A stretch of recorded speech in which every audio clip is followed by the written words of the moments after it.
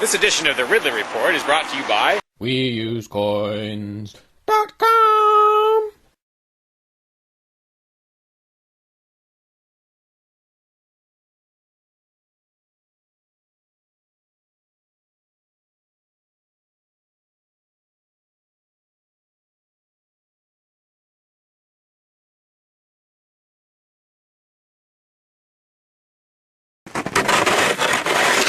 When I was out there a couple years ago, I tried to do a video. I got rid of some of the ice and did a little video about it, suggesting maybe that I shouldn't be the only one. I don't think anyone even paid any attention, unless I'm missing something.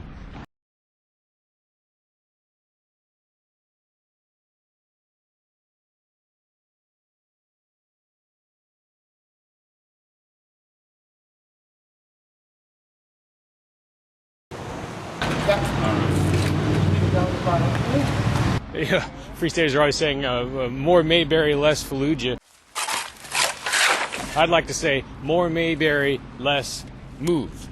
If you remember Move, they were the communist-leaning commune in Philadelphia that was burned to the ground by authorities along with most of the neighborhood.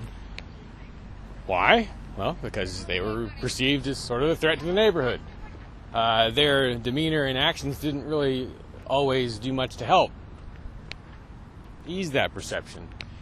Initiation of property tax resistance. Simply put, I bought this land here under the impression that I own it. It should be accompanied by and thus associated with some sort of improvement to the neighborhood.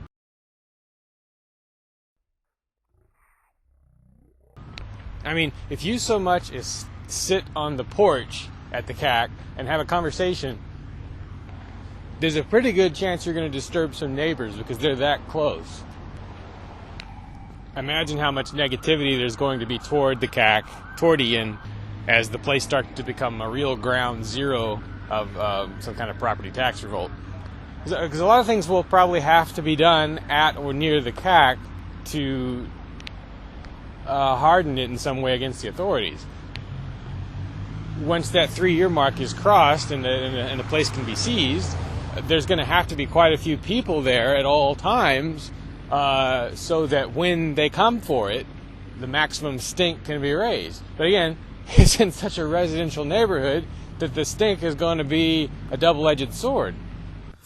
My expectation would be that on the day they come for the house, the authorities will impose... Well, actually, before they even take it, they may impose an exclusion zone, which bans any number of people from being at the house. On the day they take it, they will probably block roads leading to it. The way you handle that, maybe, would be to create scenes of some sort at each of the roadblocks, or to occupy some piece of town property in response, peaceably, expecting to be dragged out of there. But the goal here, I think, probably should be not just to maximize publicity, everyone already knows that, but to trigger a sort of second or third phase in the property tax revolt, to inspire someone else to do the same thing, hopefully 10 or 15 someone else's.